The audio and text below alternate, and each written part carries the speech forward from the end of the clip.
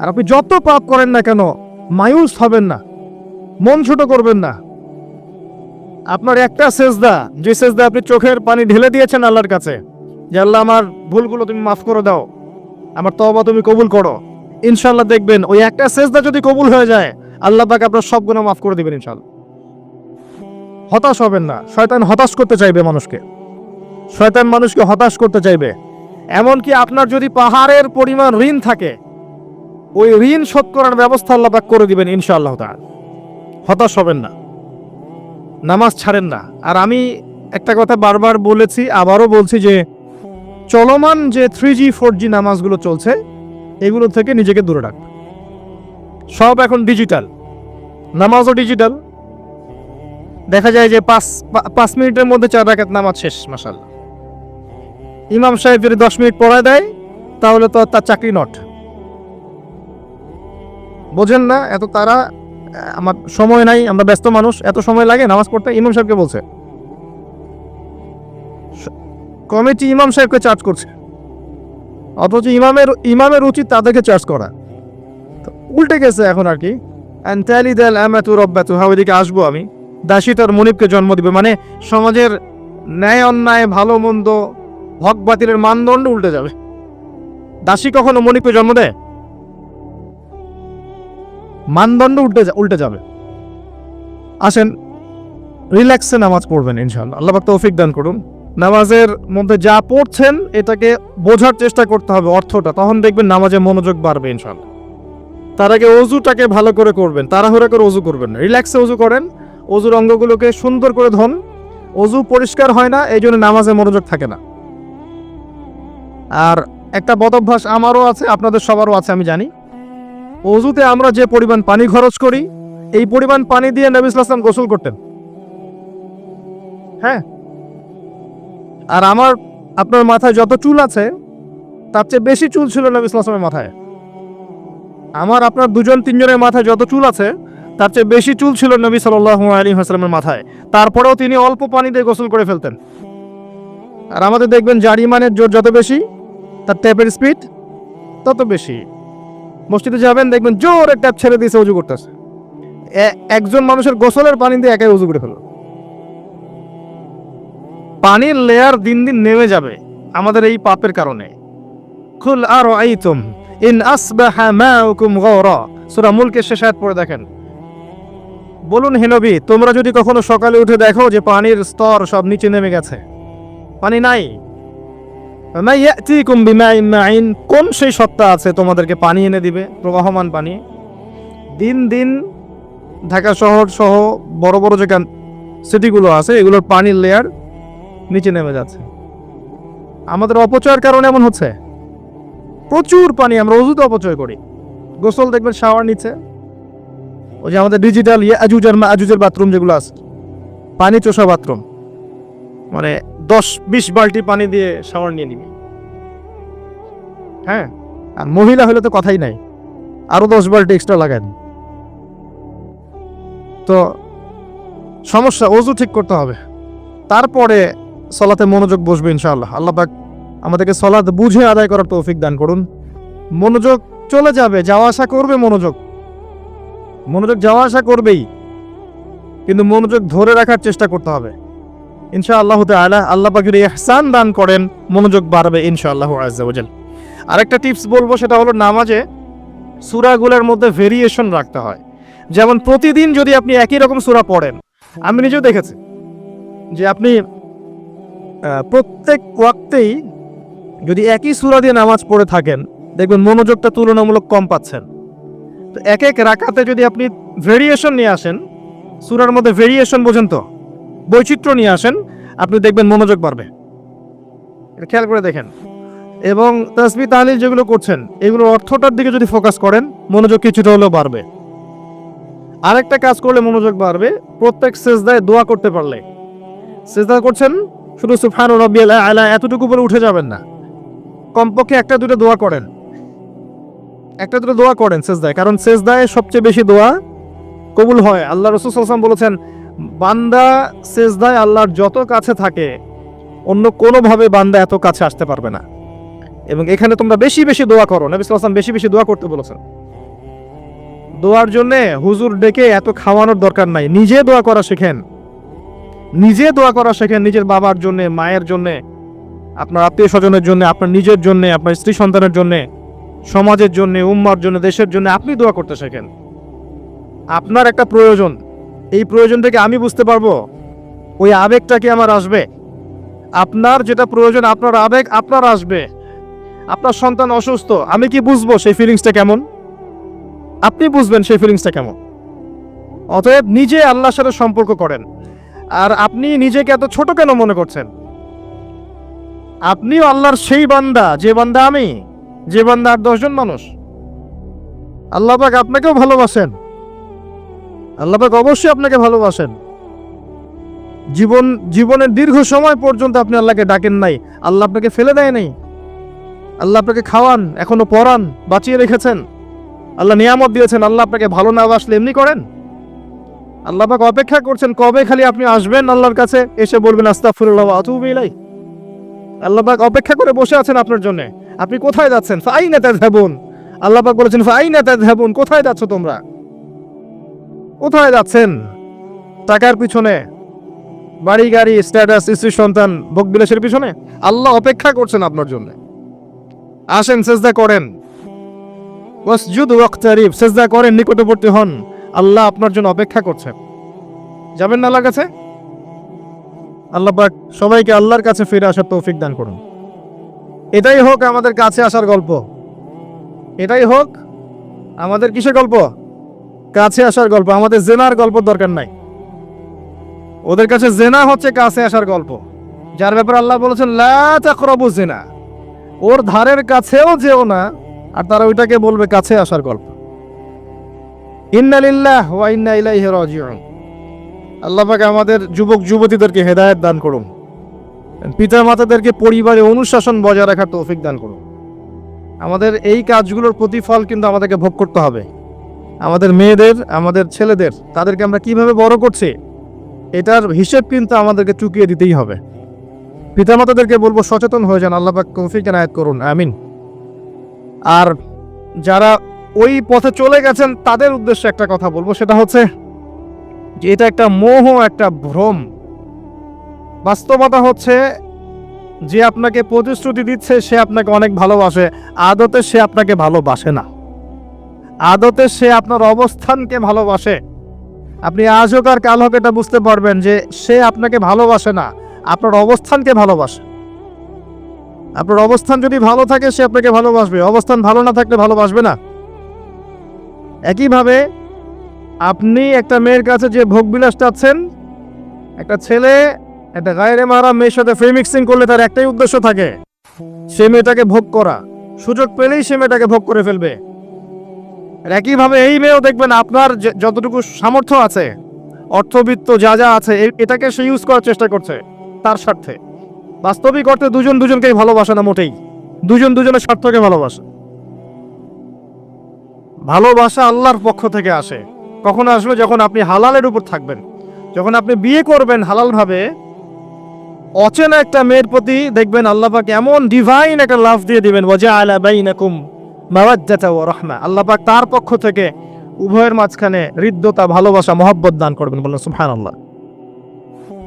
এটা ডিভাইন, আল্লাহর পক্ষ থেকে আসবে। ঐশ্বরিক, পৈশাচিক, শয়তানি প্রবৃত্তির দাসত্ব, ভোগবাদী, এগুলো খেয়াল রাখবেন। এতে করে যা হবে, আপনি একবার আপনার ইজ্জত হারায় ফেললে কখনো ফিরে পাবেন না। অদ্ভুত বিষয়, মানে এই বিষয়গুলোকে আমরা কিছু মনেই করি না এখন। আমরা কিন্তু কিছু মনেই করি না, মনে করি এটা একটা মানে সোশ্যাল কালচার। গার্লফ্রেন্ড বয়ফ্রেন্ড থাকবে, এটা সোশ্যাল কালচার। এভাবে যে কত ছেলে কত মেয়ে, লক্ষ লক্ষ কোটি কোটি নিত্যদিন জেনা করছে, আল্লাহ ভালো জানে। আল্লাহ পাক আমাদের যুব সমাজকে হেদায়েত করুন, আমিন। আর যে প্রশান্তির জন্য আপনি তার কাছে যাচ্ছেন সেটা তার কাছে নাই। প্রশান্তি আছে কোরআনের কাছে, প্রশান্তি আছে নবীর সুন্নায়, প্রশান্তি আছে আল্লাহর জন্য সেজদায়। তার আল্লাহর জন্য আল্লাহকে স্মরণ করে আপনি কাঁদবেন, প্রশান্তি পাবেন। আল্লাহর জন্য কিছু কাজ করবেন, তার দ্বীনের কোনো খেদমত করবেন, প্রশান্তি পাবেন। আল্লাহর কোরআনের 10টা আয়াত মুখস্থ করেন, মনে এমন শান্তি আসবে যেটা আপনি কোথাও পাবেন না। আমি চ্যালেঞ্জ করে বলছি আপনাকে, আপনি আল্লাহর কিতাবের আজকে গিয়ে 5টা আয়াত মুখস্থ করেন, অর্থটা পড়বেন, কয়েকবার চর্চা করেন, মানুষকে শুনান, আপনি মনে এমন একটা প্রশান্তি পাবেন যেটা পৃথিবীর কোনো জায়গায় পাবেন না। এখানে প্রশান্তি এত এত বেশি মাত্রায় আসবে, যার খবর যদি ওই পশ্চিমারা জানতো তাহলে আমার কলিজায় বোম মেরে উড়িয়ে দিত। কথা বুঝতে পারেন নাই? আল্লাহর পথে চললে যে প্রশান্তিটা পাওয়া যায়, এর খবর যদি ইসলামের শত্রুরা জানতো তাহলে মুসলিমদের কলিজায় পারমাণবিক বোমা মারত। তারা জানে না কি প্রশান্তি এখানে পাওয়া যায়। আপনি যে প্রশান্তির জন্য এখানে যাচ্ছেন এটা ওখানে নাই। কোরআনের কাছে আছে, সেজদায় আছে, নামাজে আছে, তাহাজ্জুদে আছে, আল্লাহর জিকিরে আছে।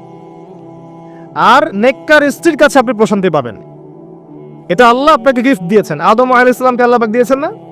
তার একাকী বোধ হচ্ছিল জান্নাতে, আল্লাহ পাক সঙ্গিনী সৃষ্টি করেছেন। এখানে আপনি প্রশান্তি পাবেন, বাকিগুলো প্রশান্তির উৎস নয়। পরে দেখা যাবে ওখানে ছাকা খেয়েছে, খেয়ে তারপরে মাদক সেবন করবে, তারপরে মিউজিকের কাছে যাবে, তারপরে দেখবেন যে পতিতালয়ে যাচ্ছে, তারপরে হয়তো গুন্ডামি করবে, জীবনটা উচ্ছৃঙ্খল হয়ে গেল। কেউ কেউ আত্মহত্যাও করবে, কারণ হচ্ছে ওই যে শুরুতে একটা মেয়ের সাথে প্রেম করে ছাকা খেয়েছে, ওখানে প্রশান্তি খুঁজেছে, শয়তান এদেরকে নিয়ে খেলেছে, একবারে দুজনের জীবন নষ্ট করে ফেলেছে। আদতে কি হলো, মুসলিম উম্মাহ থেকে 2টা নক্ষত্র ঝরে গেল। হয়তো ওই যুবককে দিয়ে দিনের কোনো খেদমত হতো, এখন আর হলো না। হয়তো ওই যুবক তার যৌবনকালটা ইবাদত করে কাটাতে পারতো, আরও সে ছায়া পেত, আর পেল না। শয়তান সাকসিড, শয়তান জিতে গেল। এই হচ্ছে বাস্তবতা। বাস্তবতা বোঝেন, আল্লাহর কাছে ফিরে আসেন, আল্লাহ আপনার অপেক্ষা করছেন। আসবেন না আল্লাহর কাছে?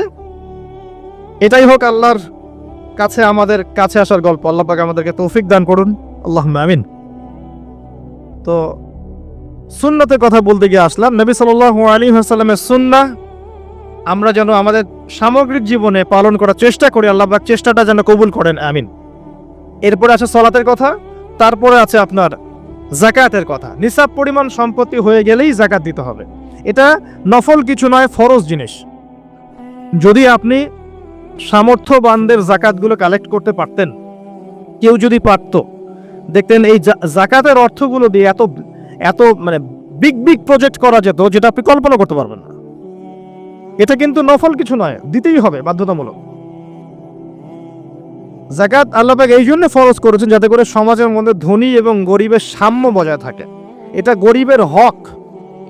যাদের উপর যাকাত ফরজ হয়েছে তারপরেও যাকাত দিচ্ছে না, এদের সম্পত্তিগুলোকে আল্লাহ পাক কিয়ামতের দিন গলাবেন, মানে ধাতুতে পরিণত করে গলাবেন, গলিয়ে কপালে, গালে, পিঠে, চেহারায় লেপটে দিবেন। বলেন নাউজুবিল্লাহ। সূরা তাওবা পড়ে দেখেন, সূরা তাওবার মধ্যে এটা আছে। সম্পত্তি গলানো হবে, গলে একটা সোনা, তামা, ব্রোঞ্জ এগুলো গলালে কেমন হবে? এগুলো উত্তপ্ত করে যদি গায়ে লাগিয়ে দেওয়া হয় কেমন শাস্তি হবে? বলা হবে এটাই সেই তোমার সম্পদ যা তুমি সঞ্চয় করেছিলে, আজকে এটা আযাব ভোগ করো। নাউজুবিল্লাহ। এটা সমাজের সাম্য বজায় রাখে, গরিব আর ধনীর মধ্যে একটা ব্যালেন্স বজায় রাখে। এটা গরিবের হক। যখন আমরা যাকাত দিব না, গরিব মানুষের মাথাপিছু যে মানটা আছে জীবনযাত্রা, এটা আরো কমে যাবে। এটাতে শুধুমাত্র একটা রাষ্ট্রেরই উপকার হয় না, ব্যক্তি পর্যায়ে উপকার হয়।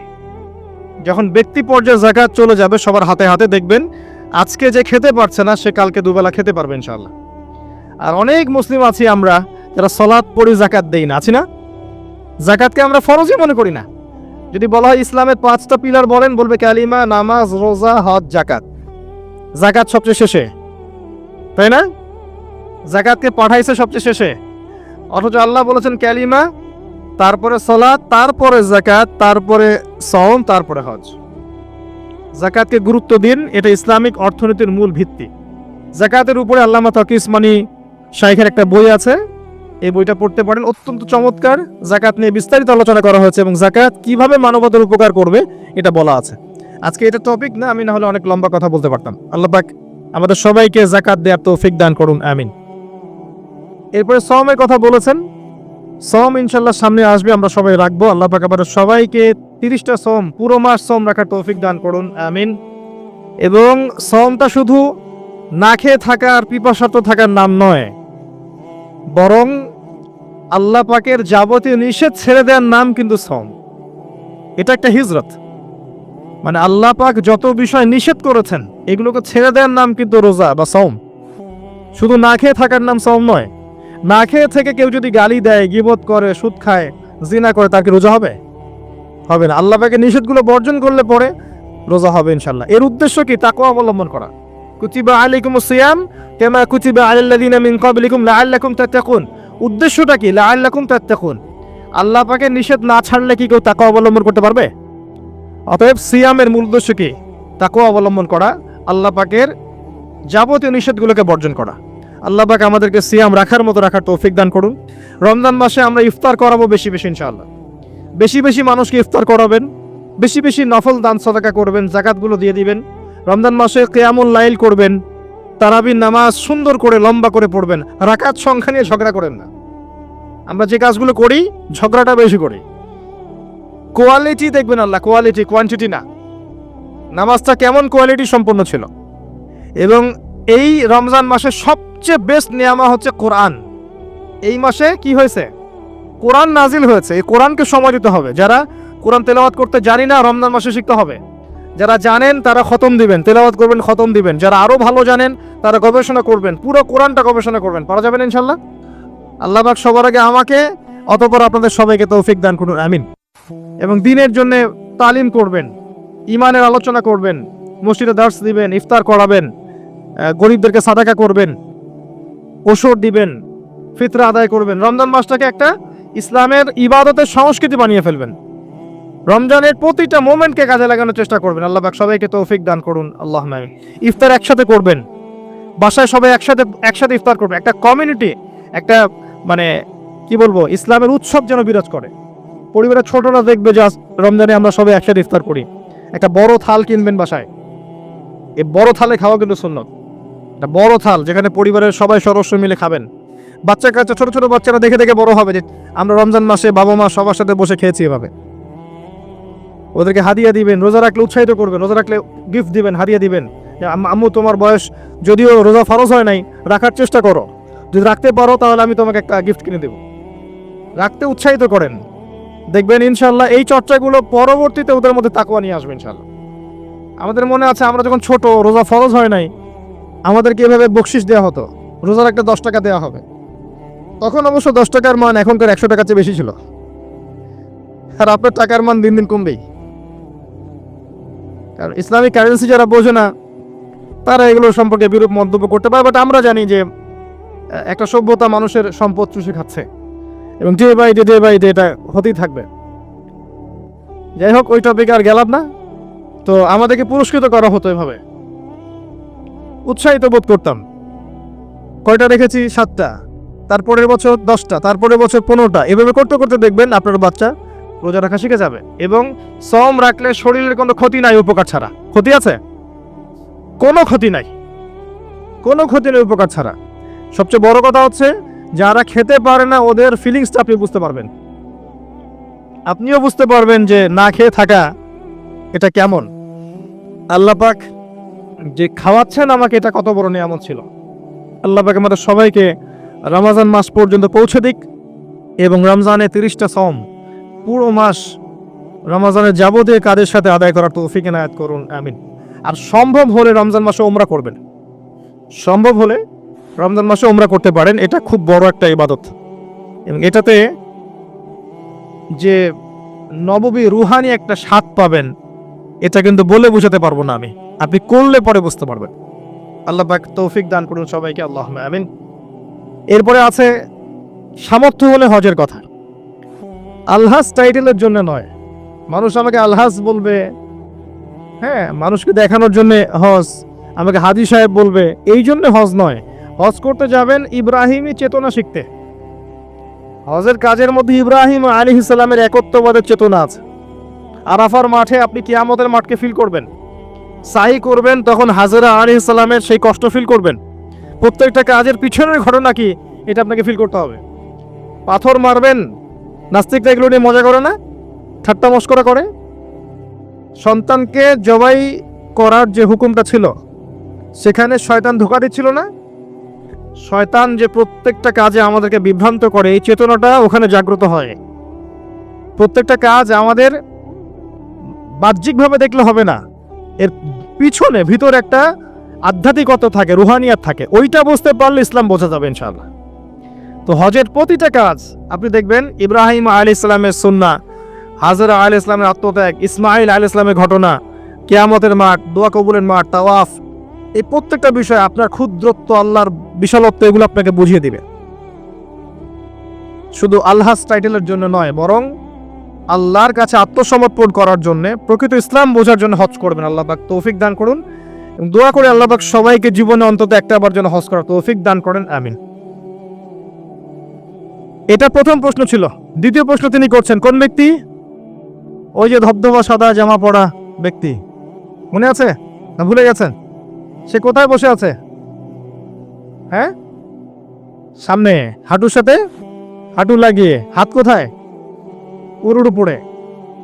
উস্তাদের সামনে বসার আদব এটা, উস্তাদের সামনে বসার আদব। দ্বিতীয় প্রশ্ন করছে, এবার সেই ব্যক্তি বলছে সাদাক, আপনি সত্য বলেছেন। এবার পাশে ছিলেন উমর রাদিয়াল্লাহু আনহু, তিনি বলছেন ফা আজিবনা লাহু, আমরা অবাক হয়ে গেলাম। ইয়াসআলুহু ওয়া ইউসাদ্দিকুহু, সে নিজেই প্রশ্ন করলো, নিজেই আবার সত্যায়ন করছে। কে এই ব্যক্তি? কারণ যে প্রশ্ন করে সে কি সত্যায়ন করতে পারে? আপনি জানতে এসেছেন, একটা বিষয় জানতে এসেছেন, উত্তর পেলেন, আপনি নিজেই বলছেন হ্যাঁ আপনি সত্য বলেছেন, তার মানে আপনি আগে থেকে জানেন, তাই না? এবার দ্বিতীয় প্রশ্ন করছেন তিনি, ইয়া মুহাম্মদ, বলেন সাল্লাল্লাহু আলাইহি ওয়াসাল্লাম, আখবিরনি আনিল ঈমান, আমাকে ঈমান সম্পর্কে বলুন। এখন নবী সাল্লাল্লাহু আলাইহি ওয়াসাল্লাম বলছেন, আল ঈমান, ঈমান হচ্ছে আন তুমিনা বিল্লাহ, তুমি বিশ্বাস করবে প্রথমত এক আল্লাহর প্রতি, ওয়া মালাইকাতিহি, তার ফেরেশতা মণ্ডলীর প্রতি, ওয়া কুতুবিহি, সমস্ত আসমানি কিতাবের প্রতি, ওয়া রুসুলিহি, সমস্ত নবী রাসূলগণের প্রতি, ওয়াল ইয়াউমিল আখির, পরকালের জীবনের প্রতি। 6 নাম্বার, ওয়া আন তুমিনা বিল কদরি খায়রিহি ওয়া শাররিহি, এবং তুমি ঈমান আনবে, বিশ্বাস করবে তাকদীর বা ভাগ্যের ভালো মন্দের প্রতি। এই 6টা বিষয়ের প্রতি মনে বিশ্বাস করবে, মুখে স্বীকার করবে এবং কাজে বাস্তবায়ন করবে, এর নাম হচ্ছে ঈমান। মনে থাকবে? কয়টা বিষয়? 6টা। এখানে একটা কথা আমি বলি, আগেও বলেছি আবার বলছি, এই 6টা বিষয় গায়েবের বিষয়, এগুলোকে আপনি যুক্তি, বিজ্ঞান, দর্শন দিয়ে প্রমাণ করতে পারবেন না। পারবেন? পারবেন না। পরীক্ষা নিরীক্ষা, যুক্তি, বিজ্ঞান, দর্শন দিয়ে ল্যাবরেটরিতে বসে কি আল্লাহ, ফেরেশতা, আসমানি কিতাব, নবী রাসূল, পরকাল পরীক্ষা করা যায়? যায় না। এগুলো কিসের বিষয়? গায়েবের বিষয়। আল্লাযীনা ইউমিনুনা বিল গায়ব, মুত্তাকি কারা? যারা গায়েবে বিশ্বাস করে, এদের জন্যই হচ্ছে আলিফ লাম মিম যালিকাল কিতাব লা রাইবা ফিহি হুদাল লিল মুত্তাকিন। তো ঈমানের 6 পিলারকে 3টা কাজ করতে হবে, মনে বিশ্বাস, মুখে স্বীকৃতি এবং কাজে বাস্তবায়ন। যারা শুধু বিশ্বাসটাকেই সবকিছু মনে করে, এদেরকে বলা হয় মুরজিয়া বা শৈথিল্যবাদী। আর যারা কাজ করতে গেলেই পান থেকে চুন খসলেই কাউকে কাফের বলে ফেলে, এদেরকে বলা হয় খাওয়ারেজ বা খারেজি। আহলে সুন্নাহ ওয়াল জামায়াতের আকীদা হচ্ছে মাঝখানে। ঈমানের বেইস হচ্ছে দুটো জিনিস, মনে বিশ্বাস, মৌখিক স্বীকৃতি। কাজে বাস্তবায়ন হচ্ছে ফুরু বা শাখা। কাজ করতে গিয়ে যদি আপনার ভুল হয়, কবিরা গুনাহ করে ফেলেন, আপনি কাফের হবেন না, বরং ফাসেক বা জালেম হতে পারেন। এবং কবিরা গুনাহ করে ফেললেই কাউকে হত্যা করা জায়েজ নাই, তার তওবার দরজা কি আছে? খোলা আছে। এই হলো ঈমান। তারপরে তিনি আবার প্রশ্ন করছেন, ইয়া মুহাম্মদ, বলেন সাল্লাল্লাহু আলাইহি ওয়াসাল্লাম, আখবিরনি আনিল ইহসান, আমাকে ইহসান সম্পর্কে বলুন।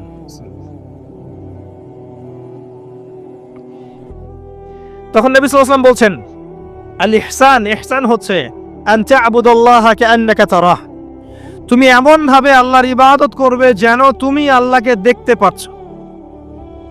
কথা বুঝতে পারছেন? খুব ডিফিকাল্ট, কথাটা বলা সহজ, আমল করা খুব ডিফিকাল্ট।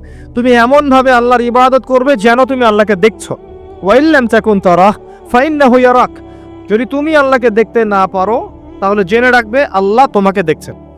এই কনসিয়াসনেসের নাম হচ্ছে ইহসান, আত্মশুদ্ধি, আল্লাহ কনসিয়াসনেস। যদি কারোর মধ্যে ইহসান থাকে, সে কি পাপ করতে পারবে? কেউ যদি ফিল করে যে আল্লাহ আমাকে দেখছেন, প্রত্যেকটা কাজে, ইবাদতে, ব্যবসায়, মুআমালাতে, সামাজিক বিষয়ে, চাকরি বাকরি, ওয়ার্ল্ড অ্যাফেয়ার্স, প্রত্যেকটা বিষয়ে যদি কেউ মনে করে আল্লাহ আমাকে দেখছেন, তাহলে কি কারো পক্ষে পাপ করা সম্ভব? এই চেতনাটা আল্লাহ পাক জাগ্রত করতে বলেছেন। আল্লাহ পাক আমাদের সবাইকে আমলে, আকীদায়, মুআমালাতে ইহসান দান করুন, আল্লাহুম্মা আমিন। আর এই ইহসানের সাথে একটা শব্দ সম্পর্কিত, এর নাম হচ্ছে তাকওয়া। একটা আপনাদের এখানে সি বিচ আছে না, একটা সি বিচের মধ্যে কিছু কাচের টুকরা ফেলে দেওয়া হয়েছে, ছোট্ট একটা জায়গায় সৈকতে কাচের কিছু টুকরা ফেলে দেওয়া হয়েছে। আপনাকে বলা হলো এর উপর দিয়ে হাঁটেন। এখন আপনি কিভাবে হাঁটবেন? নর্মালি হাঁটবেন না পা গুলো ফেলে ফেলে খুব কেয়ারফুলি হাঁটবেন? এই হাঁটাটা হচ্ছে তাকওয়া। এই হাঁটাটার এক্সাম্পল হচ্ছে তাকওয়া। মানে এই কাচের টুকরাগুলো হচ্ছে গুনাহ, শয়তানের ট্র্যাপ, ফাসাকি, জুলুম, অন্যায়, অত্যাচার, পাপ। এখান থেকে বেঁচে বেঁচে আপনাকে পা ফেলতে হবে, এর নাম তাকওয়া। আর কখন ফেলা সম্ভব হবে? যখন আমি ফিল করবো আল্লাহ আমাকে দেখছেন। এই কনসিয়াসনেস না থাকলে এটা হবে না। টেবিলের তল দিয়ে আপনি ঘুষ দিচ্ছেন, যে নিচ্ছে সে যদি ওই সময় চিন্তা করে আল্লাহ আমাকে দেখছেন, নিতে পারবে? ব্যবসা করছেন, মাপে ওজন কেউ দেখছে না, কাস্টমার দেখে নাই, আপনি দেখছেন, বুঝতে পারছেন। আপনি যদি ওই সময় চিন্তা করেন যে আল্লাহ আমাকে দেখছেন, এ দেখে নাই, আপনি কি কম দিতে পারবেন? পারবেন না। বোনের সম্পত্তি আপনি সিস্টেম করে নিতে পারেন, বোন শিক্ষিত না, বোঝে না, আপনি চিন্তা করছেন আল্লাহ তো আমাকে দেখছেন, পারবেন নিতে? প্রতিটা কাজ যদি এতটুকু মানুষ ফিল করে যে আল্লাহ আমাকে দেখছেন, আপনি পারবেন না করতে। এরপরেও যদি পাপ হয়ে যায়, দেন তওবা করে ফিরে আসতে হবে। আল্লাহ পাক সবাইকে তাকওয়া অবলম্বন করে তৌফিক এনায়েত করুন। এটা 3 নম্বর প্রশ্ন ছিল। 4 নম্বর ছিল, ইয়া মুহাম্মদ সাল্লাল্লাহু আলাইহি ওয়াসাল্লাম আখবিরনি আনিস সাআহ, আমাকে কিয়ামত সম্পর্কে বলুন, কিয়ামত সম্পর্কে বলুন। নবী সাল্লাল্লাহু আলাইহি ওয়াসাল্লাম বলেন, মাল মাসউলু আনহা বিআ'লামা মিনাস সাইল, এই বিষয়ে প্রশ্নকারী এবং উত্তরদাতা উভয়ের জ্ঞানী সমান। প্রশ্নকারীর চেয়ে উত্তরদাতা বেশি জানে না। মানে এই বিষয়ের চূড়ান্ত জ্ঞান আল্লাহ ছাড়া কারো জানা নাই। কবে, কোন সালে, কোন ডেটে, কি বারে কিয়ামত হবে কেউ বলতে পারবে? কেউ পারবে না। প্রশ্ন করলেন এই ব্যক্তি, এবং 4টা মৌলিক প্রশ্নের একটা তিনি করলেন, কিয়ামত কবে হবে। 4টা মৌলিক প্রশ্নের একটা হচ্ছে কিয়ামত কবে হবে। তাহলে কিয়ামত সম্পর্কে সচেতনতা, এটা আসলে নিছক কোনো জ্ঞান নয়, তাই না?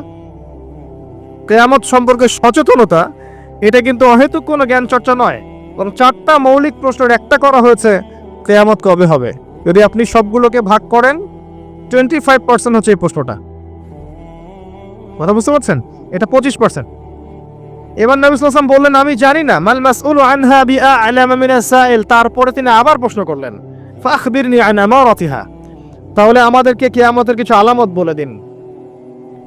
আবার প্রশ্ন করার কি দরকার ছিল, যখন নবীজি বললেন আমি জানি না? যদি বিষয়টা গুরুত্বপূর্ণ নাই হয়ে থাকে, যদি বিষয়টা গুরুত্বপূর্ণ না হয়ে থাকে, আবার কাউন্টার প্রশ্ন করার কি দরকার ছিল? তিনি আবার প্রশ্ন করলেন, তাহলে আলামত বলে দিন। এবার নবীজি বলছেন 2টো আলামত। কয়টা বলছেন এই হাদিসে?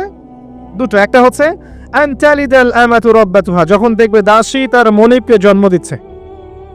মানে একবার ব্যাখ্যা করেছি, সমাজের ন্যায় অন্যায়, হক বাতিল, সত্য মিথ্যার মানদণ্ডটা উল্টে যাবে, হালাল হারামের মানদণ্ড উল্টে যাবে। মানুষ হালালকে হারাম করবে, হারামকে হালাল করবে, ন্যায়কে অন্যায় বানাবে, অন্যায়কে ন্যায় বানাবে, সত্যকে মিথ্যা বানাবে, মিথ্যাকে সত্য বানাবে, মানদণ্ড উল্টে যাবে। এবং এগুলো পরোয়া করবে না মানুষ।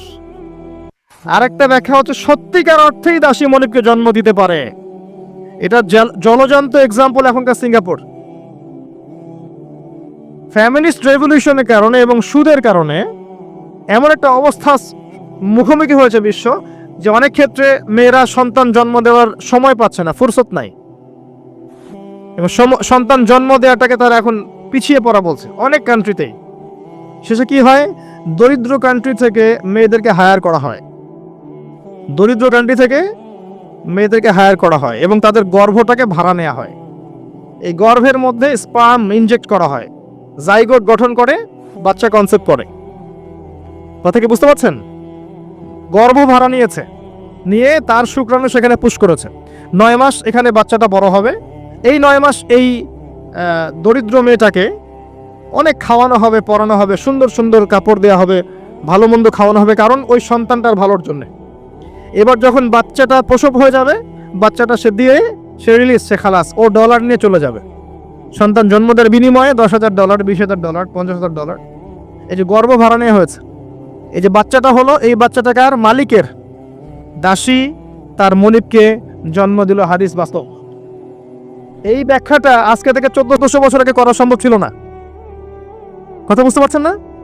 এই ব্যাখ্যাটা এখনকার বিশ্বে আপনি করতে পারবেন। এই জন্য কোরআন সুন্নাহকে নিয়ে খালি লিটারালি পড়লে হবে না, যুগের সাথে মেলাতে তো হবে।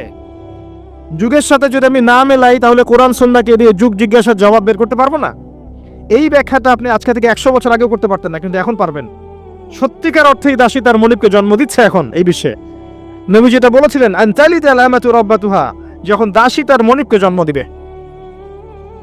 আরেকটা বলেছিলেন, ওয়া আনতারাল হুফাতাল উরাতাল আলাতা রিয়া আশ-শাই ইয়াতাতাওয়ালুনা ফিল বুনিয়ান, যখন তুমি দেখবে সমাজের, মাইন্ড করবেন না, যখন তুমি দেখবে সমাজের সবচেয়ে দরিদ্র শ্রেণীর, রাখাল শ্রেণীর, নগ্ন পদের, খালি পায়ের, নগ্ন গায়ের, মানে গায়ে জামা নাই, পায়ে স্যান্ডেল নাই, এমন শ্রেণীর মানুষেরা উঁচু উঁচু বিল্ডিং নির্মাণের প্রতিযোগিতা করবে, ফান্তাজির সাআহ, কিয়ামতের অপেক্ষা করতে থাকো।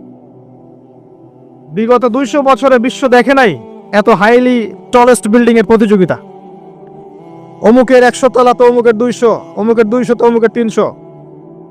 এটা সমাজ থেকে শুরু করে রাষ্ট্র, বিশ্ব সব জায়গায় এই দৃশ্য দেখা যাচ্ছে। সমাজে দেখেন কিছু মানুষ ছিল যাদের টাকা পয়সা ছিল না, আজকে দেখবেন বিল্ডিং তুলছে 10 তলা, 20 তলা, 50 তলা। অনেক রাষ্ট্র ছিল, ওই যে বেদুইন রাষ্ট্র ছিল, মধ্যপ্রাচ্যের দিকে তাকাবেন, আগে জামা পরার টাকা ছিল না, ব্ল্যাক গোল্ড পেয়েছে, তেল উঠাইছে আর খাইছে। উঠাইছে আর খাইছে না, উঠাইছে আর আমেরিকাকে দিছে, তেল তুলছে আর আমেরিকাকে দিছে, দিয়ে ডলার নিছে, নিয়ে উঁচু উঁচু বিল্ডিং, তোমার 100 আমার 110, এবং এটা গর্বের বিষয় ওদের কাছে এখন। এই দৃশ্যের কথা নবী সাল্লাল্লাহু আলাইহি ওয়াসাল্লাম বলেছেন যে যখন তুমি দেখবে সমাজের সবচেয়ে দরিদ্র মানুষেরা উঁচু উঁচু বিল্ডিং নির্মাণের প্রতিযোগিতা করবে, একটা কমন প্রশ্ন করি এখন, যে ব্যক্তির টাকা নাই সে কেমন করে বিল্ডিং তুলবে?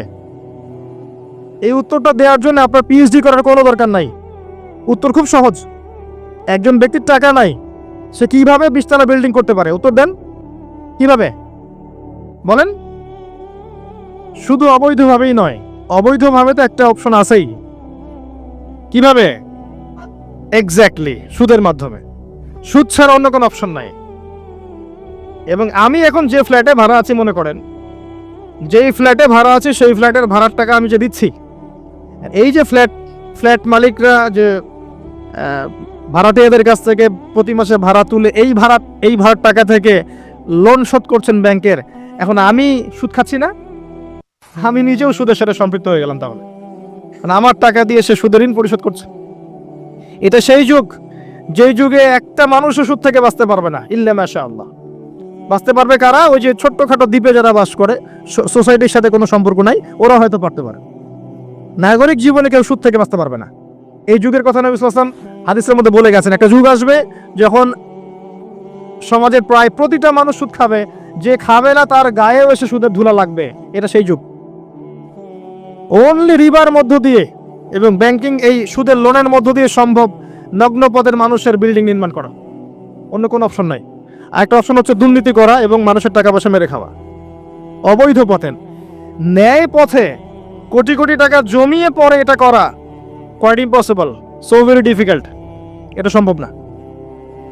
এই যুগের কথা নবীজি বলে গেছেন এই হাদিসের মধ্যে, যেখানে মাত্র 2টা আলামত বলেছেন, তার মধ্যে একটা হচ্ছে এটা, যখন তুমি দেখবে নগ্ন পদের, নগ্ন দেহের মানুষেরা উঁচু উঁচু বিল্ডিং নির্মাণ করছে না, বরং নির্মাণের প্রতিযোগিতা করছে।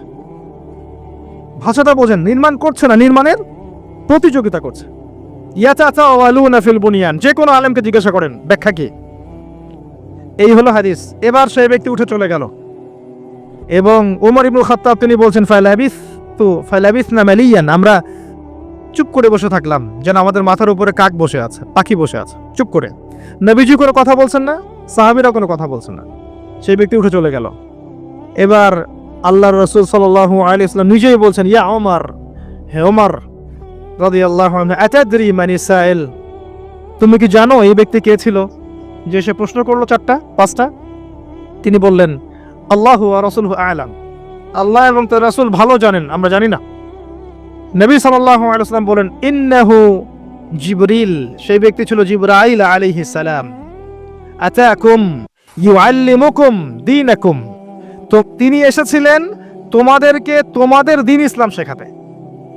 তিনি এসেছিলেন তোমাদেরকে তোমাদের দিন শেখাতে। তাহলে দিনের মৌলিক প্রশ্ন কয়টা পেলাম?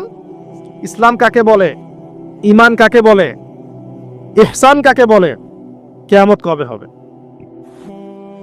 এই একটা হাদিস যথেষ্ট আমাদের হেদায়েতের জন্য। এই একটা হাদিস যদি আমরা বুঝে থাকি আমাদের জন্য যথেষ্ট হেদায়েতের জন্য। আসেন সামারি করে ফেলি। প্রথম থেকে শিখলাম যে আল্লাহর জন্য যখন আসবেন মসজিদে টিপটাপ পরিপাটি হয়ে আসবেন, উত্তম পোশাক পরে আসবেন। ওস্তাদের কাছে যখন যাবেন জ্ঞান শিখতে আদবের সাথে বসবেন এবং প্রশ্ন করবেন আদবের সাথে। প্রথম প্রশ্ন ইসলাম সম্পর্কে ছিল। তিন ইসলামের বেসিক পিলার কয়টা? 5টা। তাওহীদ, যার মধ্যে আসবে তাওহীদ এবং সুন্নাহ, লা ইলাহা ইল্লাল্লাহ এবং মুহাম্মাদুর রাসূলুল্লাহ। এরপরে আসবে সালাত, 5 ওয়াক্ত সালাত কায়েম করা, তারপরে যাকাত প্রদান করা, রমাদান মাসের সাওম এবং সামর্থ্য হলে হজ। ইসলাম হয়ে গেল। ইসলামই একমাত্র জীবন ব্যবস্থা, এর বাইরে কিছু আছে? কেউ তালাশ করলে কবুল করা যাবে? যাবে না। এটা মেনে নেওয়ার পর আমলে ভুল হলে কি করতে হবে? তওবা করে ফিরে আসতে হবে। আল্লাহ পাক ইনশাআল্লাহ মাফ করে দিবেন। যদি কোনো ব্যক্তি আল্লাহর সাথে শিরিক না করে, কবিরা গুনাহ থেকে দূরে থাকে, আশা করা যায় আল্লাহ পাক তার সমস্ত সগীরা গুনাহ মাফ করে দিবেন ইনশাআল্লাহ। হতাশ হবেন না, আল্লাহ আপনার অপেক্ষায়, তার কাছে ফিরে আসুন। তারপর ঈমান কয়টা পিলার? 6টা। কয়টা পিলার? 6টা। প্রথমটা কি? আল্লাহ বিশ্বাস, ফেরেশতাগণে বিশ্বাস, নবী রাসূলগণে বিশ্বাস, আসমানি কিতাব সমূহে বিশ্বাস, পরকালের জীবনে বিশ্বাস এবং ভাগ্যের ভালো মন্দে বিশ্বাস। এই 6টাকে কি করব?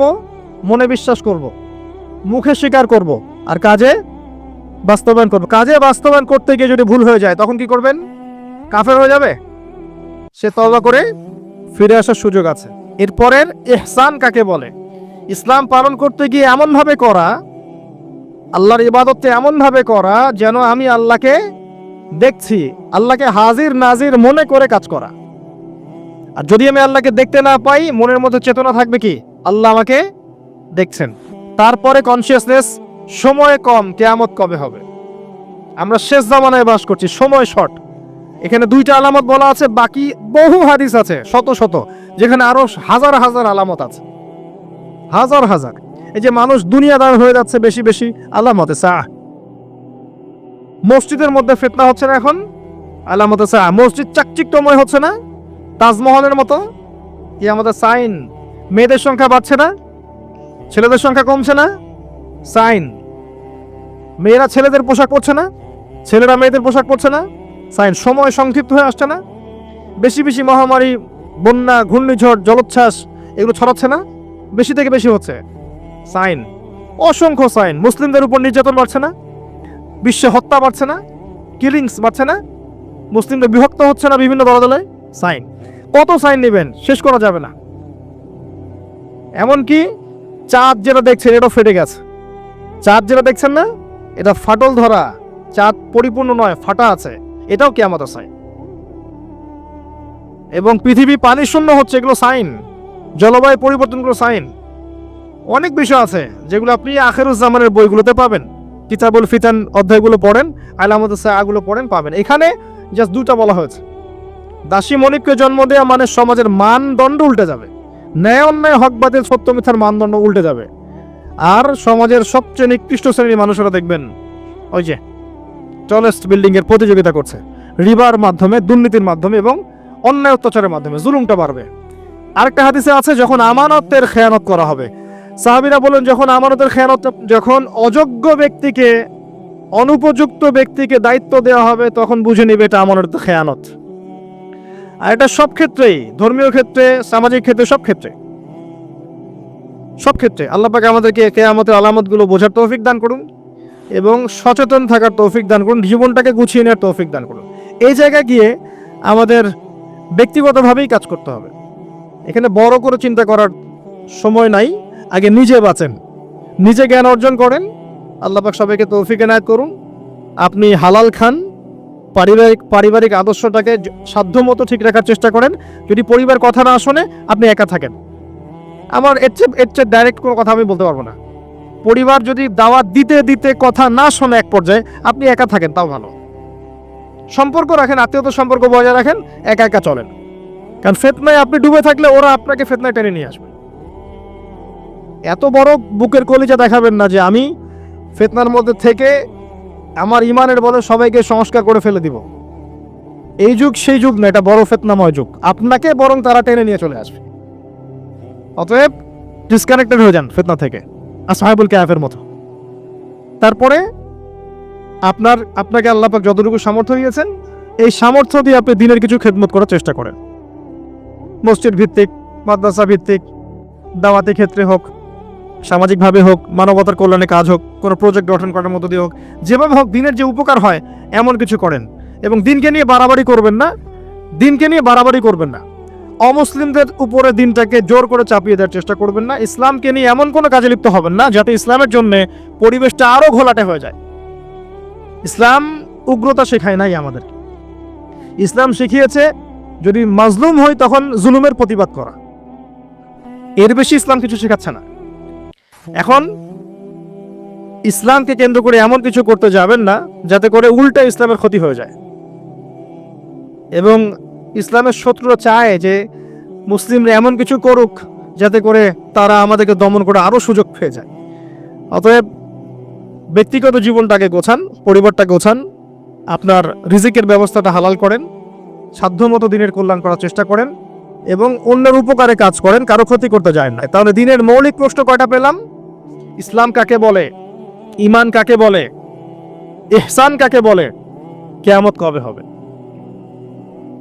এই একটা হাদিস যথেষ্ট আমাদের হেদায়েতের জন্য। এই একটা হাদিস যদি আমরা বুঝে থাকি আমাদের জন্য যথেষ্ট হেদায়েতের জন্য। আমরা শেষ জামানায় বাস করছি, সময় শর্ট। এখানে দুইটা আলামত বলা আছে, বাকি বহু হাদিস আছে শত শত, যেখানে আরো হাজার হাজার আলামত আছে, হাজার হাজার। এই যে মানুষ দুনিয়াদার হয়ে যাচ্ছে বেশি বেশি, আলামতে সাহ। মসজিদের মধ্যে ফিতনা হচ্ছে না এখন, আলামতে সাহ। মসজিদ চাকচিক্যময় হচ্ছে না তাজমহলের মতো, কি আমাদের সাইন। মেয়েদের সংখ্যা বাড়ছে না, ছেলেদের সংখ্যা কমছে না, সাইন। মেয়েরা ছেলেদের পোশাক পরছে না, ছেলেরা মেয়েদের পোশাক পরছে না, সাইন। সময় সংক্ষিপ্ত হয়ে আসছে না, বেশি বেশি মহামারী, বন্যা, ঘূর্ণিঝড়, জলোচ্ছ্বাস এগুলো ছড়াচ্ছে না, বেশি থেকে বেশি হচ্ছে, সাইন। অসংখ্য সাইন। মুসলিমদের উপর নির্যাতন বাড়ছে না, বিশ্বে হত্যা বাড়ছে না, কিলিংস বাড়ছে না, মুসলিমদের বিভক্ত হচ্ছে না বিভিন্ন দলাদলায়, সাইন। কত সাইন নেবেন, শেষ করা যাবে না। নবী করিম সাল্লাল্লাহু আলাইহি ওয়াসাল্লাম একদিন মসজিদে বসে আছেন। একজন ব্যক্তি মসজিদে প্রবেশ করলেন যার গায়ে ছিল ধবধবে সাদা পোশাক এবং যার চুলগুলো ছিল অত্যন্ত কুচকুচে কালো, অত্যন্ত কালো। তিনি এসে নবী সাল্লাল্লাহু আলাইহি ওয়াসাল্লামের কাছে বসলেন। ফাসনাদা রুকবাতাইহি ইলা রুকবাতাই, তিনি তার দুই হাঁটুকে নবী সাল্লাল্লাহু আলাইহি ওয়াসাল্লামের দুই হাঁটুর সাথে লাগিয়ে দিয়ে বসলেন। অনেকটা আমরা তাশাহুদে যেমন করে বসি ঠিক এভাবে। মসজিদে আসলেন অত্যন্ত সুন্দর কাপড় পরে। আর আমরা সাধারণত মসজিদে যাই অর্ডিনারি কাপড় পরে। খেয়াল করে দেখবেন, আমরা বিয়েতে যাই, বিভিন্ন ফাংশনে যাই, 14 ফেব্রুয়ারিতে গার্লফ্রেন্ডের কাছে যাই, তারপরে বসন্ত পালন করি, সবচেয়ে সুন্দর পোশাকগুলো পরার চেষ্টা করি, তাই না ভাই? আর মসজিদে আমরা যখন যাব খেয়াল করে দেখবেন ছেঁড়া একটা লুঙ্গি, কোনো রকম একটা চাদর বা জুব্বা যেটা 7 দিনে হয়তো ধোয়া হয়নি একবারও, পাঞ্জাবি যেটা নিজের গায়ে ফিট হচ্ছে না। আমরা মসজিদে যাওয়ার সময় পোশাকের খেয়াল খুব একটা করি না। আল্লাহ পাক প্রত্যেক সালাতের জন্য মসজিদে যাওয়ার জন্য উত্তম পোশাক পরতে বলেছেন। সাধ্য মতো আপনার সামর্থ্যের সেরা পোশাকটা পরতে বলেছেন, কারণ নামাজের মধ্য দিয়ে আপনি আল্লাহর সাথে সাক্ষাৎ করতে যাচ্ছেন।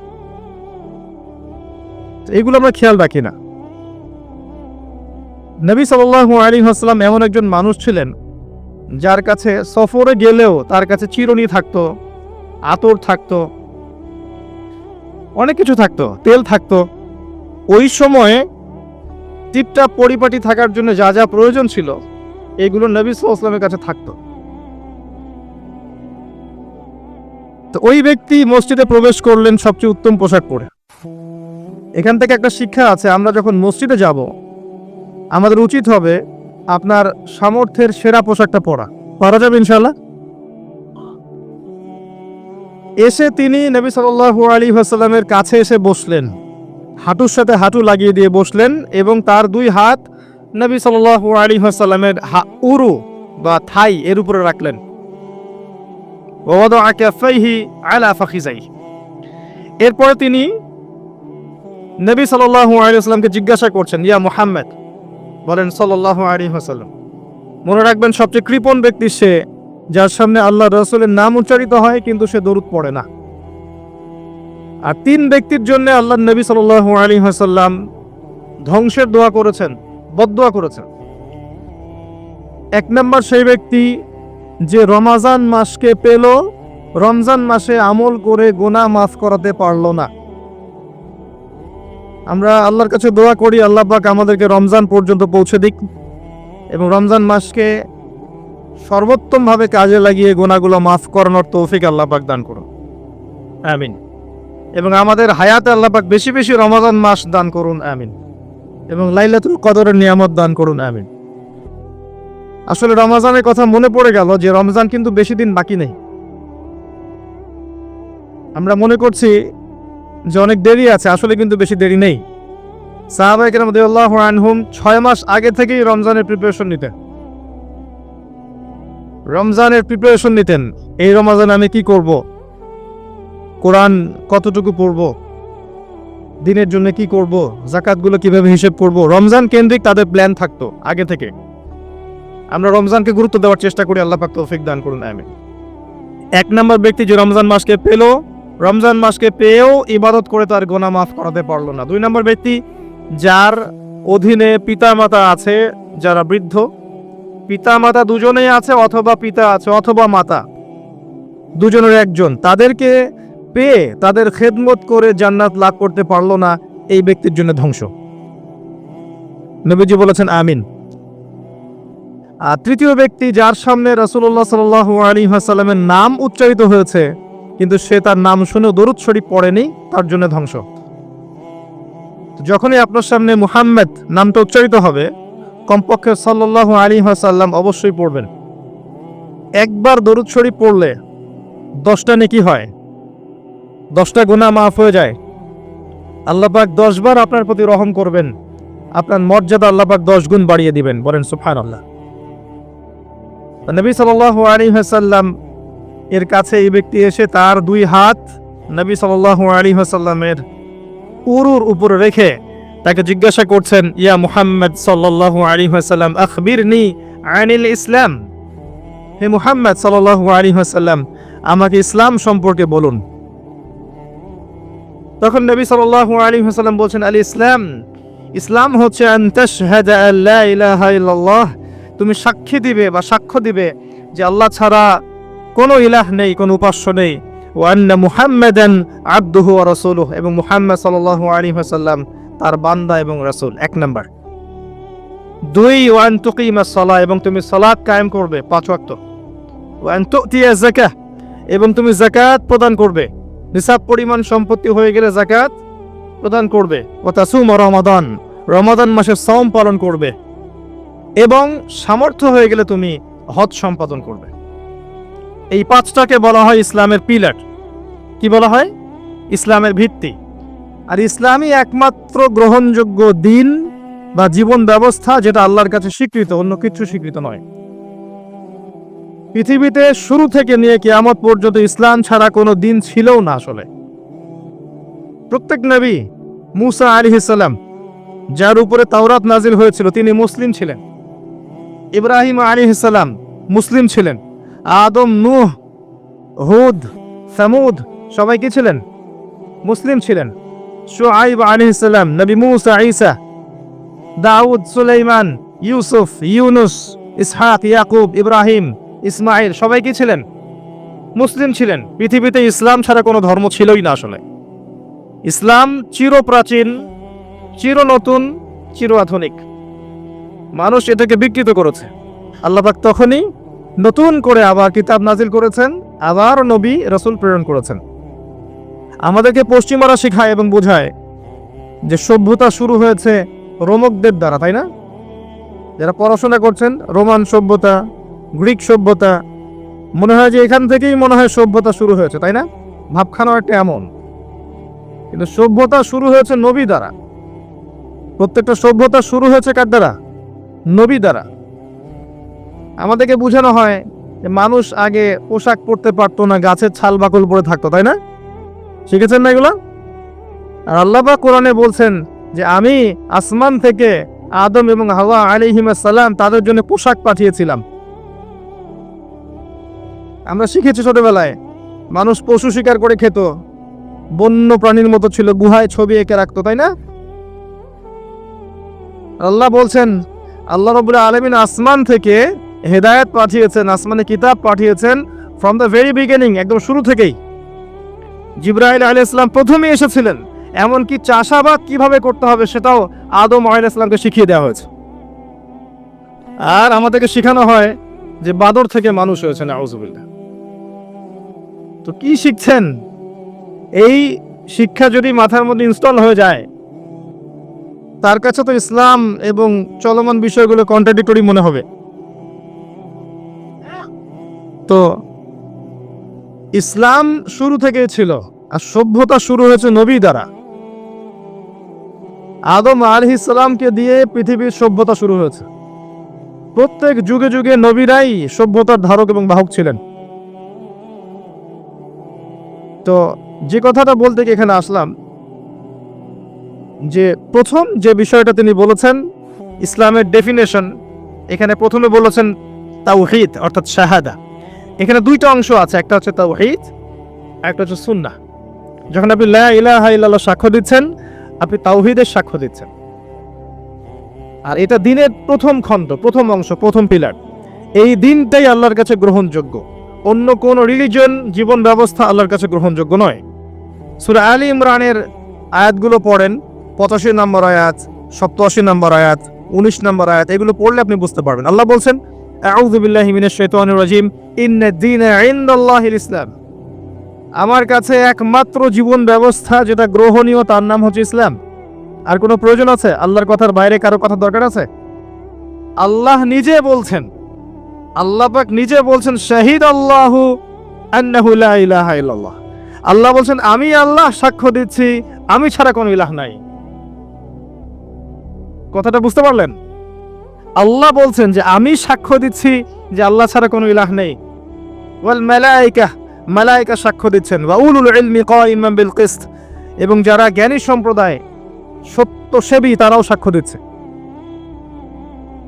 তো আল্লাহ সাক্ষ্য দিচ্ছেন আল্লাহ ছাড়া কোনো ইলাহ নেই, এবং তারপরের আয়াতে আল্লাহ পাক বলছেন ইন্না দীনা ইনদাল্লাহিল ইসলাম। যে আল্লাহ সাক্ষ্য দিচ্ছেন তিনি ছাড়া কোনো ইলাহ নেই, সেই আল্লাহ বলছেন আমার কাছে একমাত্র গ্রহণযোগ্য ধর্মের নাম ইসলাম। আর কিছু দরকার আছে? একই সূরায় আবার আল্লাহ বলছেন ওয়া মা ইয়াবতাগি গায়রাল ইসলামি দীনান ফালাই ইউকবালা মিন। যে ব্যক্তি ইসলাম ছাড়া অন্য কোনো জীবন ব্যবস্থা তালাশ করবে তার কাছ থেকে কোশ্চিনকালেও কিছু কবুল করা হবে না। এই সূরায় আল্লাহ বলছেন আফা গায়রা দীনিল্লাহি ইয়াবগুন, তারা কি ইসলাম ছাড়া অন্য দিন তালাশ করছে? ওয়ালাহু আসলামা মান ফিস সামাওয়াতি ওয়া মান ফিল আরদি তাওআন আও কারহা। অথচ আসমান সমূহে এবং জমিনের প্রতিটা সৃষ্টি ইচ্ছায় হোক অনিচ্ছায় হোক আল্লাহর সামনে আত্মসমর্পণ করেছে। আর কোনো প্রমাণ দরকার আছে? এই দিনটা কি আংশিক না পরিপূর্ণ? সূরা মাইদায় চলে যান, আল্লাহ পাক বলেছেন আল-ইয়াউমা আকমালতু লাকুম দীনাকুম। বিদায় হজের দিন এই আয়াত নাযিল হয়েছে, যেদিন নবীজি বলেছেন তারাকতু ফিকুম আমরাইন, ছেড়ে যাচ্ছে দুটো বস্তু, কোরআন এবং সুন্নাহ। ওই দিন এই আয়াত নাযিল হয়েছে যে আল-ইয়াউমা আকমালতু লাকুম দীনাকুম, আজকে আমি তোমাদের জন্য এই দিন ইসলামকে কামিল করলাম, পরিপূর্ণ করলাম। ইসলামে ঢোকানোর কিছু অবকাশ নাই, বের করারও কোনো সুযোগ নাই, পরিপূর্ণ। ওই যে একটা আয়াত পড়লাম শুরুতে, ওয়া নাযালনা আলাইকাল কিতাব তিবিয়ানান লিকুল্লি শাই, সূরা নাহল 89 নম্বর আয়াত। আল্লাহ বলছেন আমি আপনার প্রতি এমন একটা কিতাব নাজিল করেছি, অর্থাৎ কোরআন, তিবিয়ানান লিকুল্লি শাই, যেটা প্রত্যেকটা বিষয়ের ব্যাখ্যা। এমন কিছু নাই যেটা কোরআনে আল্লাহ ব্যাখ্যা করেননি। এমন কিছু নাই। ওয়া হুদান, এবং এটা হেদায়েত, ও রাহমা, এবং দয়া, ও বুশরা লিল মুসলিমিন, মুসলিমদের জন্য এটা সুসংবাদ। এরকম আয়াত আর অনেক জায়গায় আছে, স্পেশালি সূরা কাহফের 54 নম্বর আয়াতেও আছে, আর অনেক সূরা বনী ইসরাঈলের মধ্যেও আছে। সবগুলো বললে আমাদের টাইম চলে যাবে, অল্প করে বলছি। তো আল্লাহ বলছেন কোরআন এবং সুন্নাহে সবকিছু ব্যাখ্যা করা আছে, এবং এই দুটা হচ্ছে ইসলামের দুইটা মেইন পিলার। এই দুইটার উপরে দিন ইসলাম পরিপূর্ণ, ঢুকানোর কোনো সুযোগ নাই, বের করার সুযোগ নাই। ইসলাম কি শুধু ইবাদত করতে শেখায়, না আপনার পরিবারের চর্চাও শেখায়? ইসলামে কি শুধু পারিবারিক হেদায়েতই আছে, না সামাজিক হেদায়েতও আছে? শুধু কি সামাজিক আছে, নাকি রাষ্ট্রীয় এবং অর্থনৈতিকও আছে, নাকি সবই আছে? উত্তর কোনটা? সব আছে, এটা মেনে নেন। এখন আমল করতে গিয়ে যদি আপনি না পারেন, সেটা আলাদা বিষয়। আমল করতে গিয়ে হয়তো আপনি পারছেন না, আপনি ইবাদত করতে পারছেন, হয়তো পারিবারিক বিষয়টা পাচ্ছেন না, বা পারিবারিকটা পারছেন, সামাজিকটা পারছেন না, সামাজিকটা পারছেন, পলিটিক্যালটা পারছেন না। না পারার বিষয়টা ডিফারেন্ট। আগে আকীদা ঠিক করেন যে ইসলামে আছে সমাধান। আকীদা ঠিক করে যদি কেউ আমল করতে নাও পারে, ইনশাআল্লাহ আল্লাহ পাক মাফ করতে পারেন। আল্লাহ পাক মাফ করতে পারেন যে আমার বান্দার আকীদা ঠিক ছিল, যে সে ইসলামকে পরিপূর্ণ জীবন ব্যবস্থা হিসেবে মেনে নিয়েছে, এরপরে সে আমল করতে গিয়ে পারে নাই বিভিন্ন কারণে। হতেই পারে, সবসময় একরকম সিচুয়েশন থাকে না, তাই না? কিন্তু যদি আকীদাই ঠিক না থাকে, যদি কেউ মনে করে না ইসলামে সবকিছু নাই, এটা এই যুগে চলে না, ওই যুগে চলতো, ইসলামের বিধানগুলো সব মৌলবাদী বিধান, এগুলো চলে না ওই যুগে, এই যুগে চলে না, ওই যুগে চলতো, এগুলো করতে গেলে আমরা পিছায় পড়বো, আকীদাই যদি গলত থাকে তাহলে তো সমস্যা। তখন কবরে যখন প্রশ্ন করা হবে মা দীনুক, সে বলবে লা আদ্রি, লা আদ্রি, তোমার দিন কি? সে বলবে আমি জানি না, আমি জানি না। কারণ দুনিয়াতে ইসলামকে পরিপূর্ণরূপে সে স্বীকার করে নাই। এখন আমাদের প্রথম কাজ স্বীকার করে নেওয়া যায় ইসলামের সমাধান আছে। আপনি এখন আমল করতে পারবেন না, আমিও জানি। কেউই এখন ইসলামের পরিপূর্ণ বিষয়গুলো পালন করতে পারবে না। পুরো সিচুয়েশনটাই ডিফিকাল্ট, এবং ইসলামের মুসলিমদের বিপক্ষে। মাক্কি যুগে, যেখানে মক্কার জাহিলিয়াত ছিল, ওই যুগে কি ইসলামের সমস্ত বিধানগুলো বাস্তবায়ন করা গেছে? সম্ভব হয়? হয় না। পুরো বিশ্বের অবস্থা মক্কার চেয়ে কোনো অংশ কম না। এখন আপনার দুই চোখ লাগবে, বাইরের চোখ আর ভিতরের চোখ দিয়ে দেখেন, আপনি বুঝতে পারবেন যে পুরো ওয়ার্ল্ড ওয়াইড যে অবস্থা চলছে, এটা মাক্কি জাহিলিয়াতের চেয়ে কোনো অংশ কম না। তো এখানে যদি আপনি শুরুতেই সবকিছু ইম্পোজ করতে চান, পারবেন না, এবং এটা ভুল হবে। বরং বেসিক প্রাইমারি জিনিসগুলো দিয়ে শুরু করতে হবে। নামাজ দিয়ে শুরু করেন, জ্ঞান চর্চা দিয়ে শুরু করেন, ইত্তেবায়ে সুন্নাহ দিয়ে শুরু করেন, পারিবারিক আদর্শ সুন্দর করার দিক দিয়ে শুরু করেন, সামাজিক কাজ করেন, বেসিক জিনিসে শুরু করেন। আগে যদি চলে যান খেলাফতে প্রতিষ্ঠা করব, বড় বড় টার্মগুলো আগে ইউজ করেন, আপনি ভুল করবেন। কারণ বেস ঠিক নাই। একটা বাড়ি বানাবেন যার ভিত্তি নাই, এখানে 10 তলা 20 তলা উঠবে না। বেসিক আমার সমাজের বেশিরভাগ মানুষ দেখবেন নামাজ পড়ে না, ম্যাক্সিমাম পড়ে না নামাজ। ম্যাক্সিমাম ছেলে মেয়ে দেখবেন কোরআন পড়তে পারে না, তিলাওয়াত করতে পারে না। নবী সাল্লাল্লাহু আলাইহি ওয়াসাল্লামের জীবনে কখনো পড়েও দেখে নাই। তো বেসিক যখন ঠিক নাই, তখন কি এই জেনারেশনকে দিয়ে আপনি ইসলামের বড় বিজয় কামনা করছেন? হবে না। শুরু থেকে কাজ করতে হয়। যাই হোক, ইসলামের বাইরে কিছু নাই আল্লাহর কাছে। যদি কেউ তালাশ করে, তাহলে সে ভুল করবে। এখন এই ইসলামের পিলার নবীজি বলেছেন 5টা। কয়টা? প্রথমে তাওহীদ, এক আল্লাহকেই সৃষ্টিকর্তা, পালনকর্তা, রিজিক দাতা, সন্তান দাতা, ভালো মন্দের মালিক, বিধান দাতা, এভরি সিঙ্গেল সেক্টরে আল্লাহকেই ইলাহ বলে মানা, এর নাম হচ্ছে তাওহীদ। এর বাইরে কেউ যদি মনে করে আল্লাহ ছাড়া অন্য কোন ইলাহ আছে, নাউজুবিল্লাহ, বা আল্লাহ আছেন, অন্য ইলাহ আছে, আল্লাহ ছাড়া কারো জন্য সেজদা করে, অন্য কারো কাছে দোয়া করে, অন্য কারো জন্য নজর মানত করে, আল্লাহ ছাড়া অন্য কারো নামে কসম করে, অন্য কারো নামে কোরবানি করে, ইত্যাদি ইত্যাদি, আল্লাহকে বাদ দিয়ে গায়রুল্লাহর ইবাদত করে, তাহলে শিরক হয়ে যাবে। কি হয়ে যাবে? আর শিরকের পাপ থাকা অবস্থায় বিনা তওবায় যদি কেউ মারা যায়, 99% সম্ভাবনা হচ্ছে এই ব্যক্তি জাহান্নামে যাবে, কোনো সুযোগ নাই। সূরা নিসা আল্লাহ পাক বলেছেন, ইন্নাল্লাহা লা ইয়াগফিরু আন ইউশরাকা বিহি ওয়া ইয়াগফিরু মা দুনা যালিকা লিমান ইয়াশা। আল্লাহ পাক তার সাথে শিরকের গুনাহ মাফ করেন না, এছাড়া যে কোনো গুনাহ যাকে ইচ্ছা মাফ করতে পারেন।